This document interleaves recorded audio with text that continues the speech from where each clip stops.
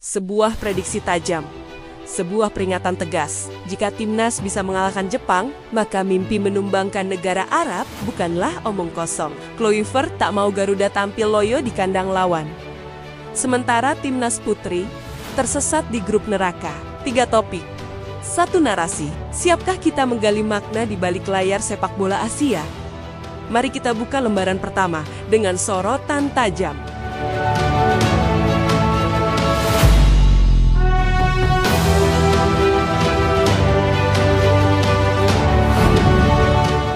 Pelatih asal Malaysia, Raja Issa, membuka analisisnya. Jepang jadi ujian. Tapi bukan soal lolos atau tidak, ini tentang harga diri. Dan kesiapan mental Garuda menuju babak keempat. Negara Arab menanti dengan cuaca, tekanan, dan wasit. Kita harus siap segalanya, ucapnya, termasuk ketika panggung besar itu digelar di tanah yang bukan milik kita.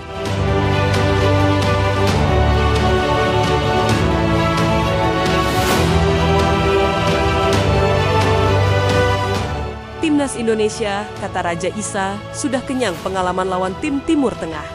Dari Arab Saudi hingga Bahrain, tapi di putaran keempat, tak ada alasan lagi, tak ada tempat untuk menyalahkan wasit.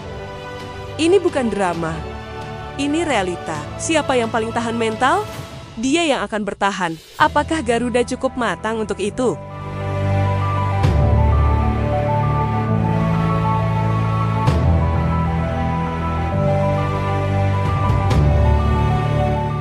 Laga di Jakarta masih membekas. Jepang menghancurkan Indonesia 4 gol tanpa balas.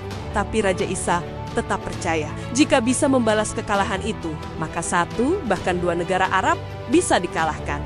Ini bukan delusi, ini perhitungan. Berdasarkan pengalaman, berdasarkan investasi, berdasarkan miliaran yang sudah dikucurkan untuk Garuda.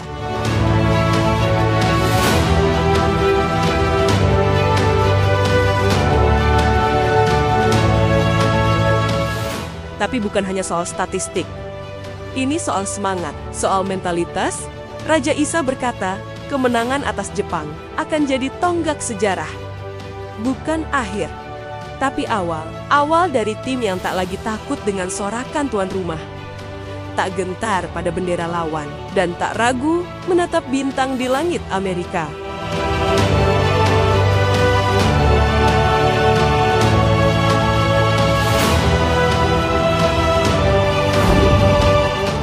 Kluivert tahu, laga melawan Jepang bukan hanya soal hasil, tapi juga soal kesan terakhir.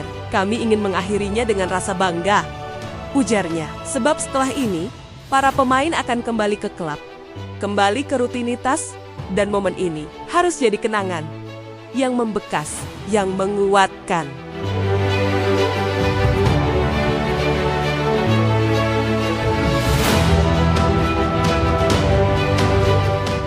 Dia tak mau berpikir terlalu jauh. Kami fokus pada sekarang, katanya. Tidak tergoda untuk membahas putaran keempat? Tidak. 1 laga, 1 nyawa, 1 semangat. Filosofi ini adalah fondasi yang sedang dibangun pelatih asal Belanda itu. Laga lawan Jepang akan menunjukkan sejauh mana fondasi itu kokoh.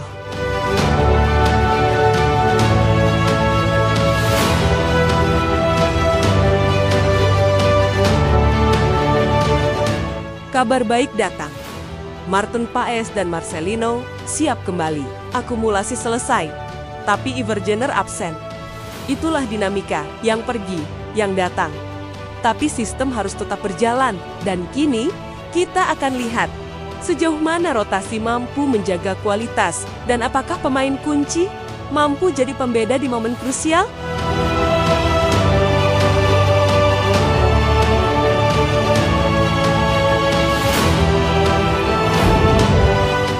Sementara itu, dari Hanoi, kabar mengejutkan datang. Timnas putri masuk grup A bersama Vietnam, Thailand, dan Kamboja. Grup ini berat, sangat berat. Tapi di balik tantangan ada peluang. Karena dari tekanan, karakter sejati akan terlihat. Dan itulah yang ingin dibuktikan timnas putri.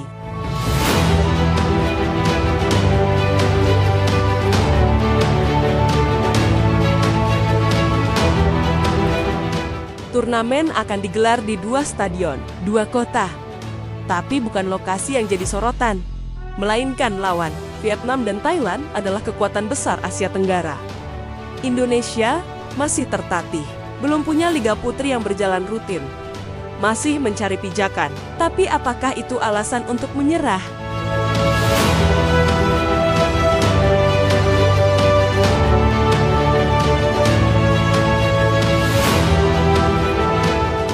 Liga Putri terakhir digelar tahun 2019. Setelah itu, hening, sepi.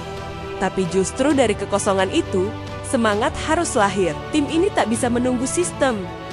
Mereka harus melawan arus. Dan siapa tahu, dari grup berat ini, kejutan bisa lahir. Karena dalam sepak bola, yang mustahil hanya mitos belaka.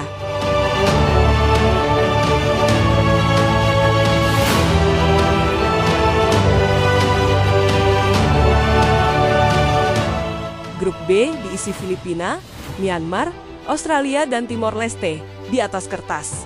Lebih seimbang, tapi siapa peduli? Jalan Indonesia memang tidak pernah mudah. Dan Satori Mochizuki tahu dia harus memutar otak, harus menyuntikkan kepercayaan, karena sepak bola putri Indonesia butuh alasan untuk bangkit.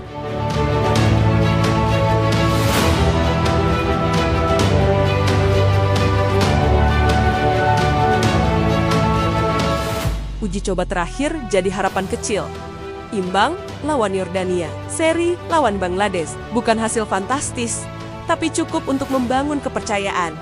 Tim ini sedang belajar, sedang tumbuh, dan turnamen di Vietnam nanti akan jadi panggung ujian. Bukan hanya soal lolos, tapi soal martabat.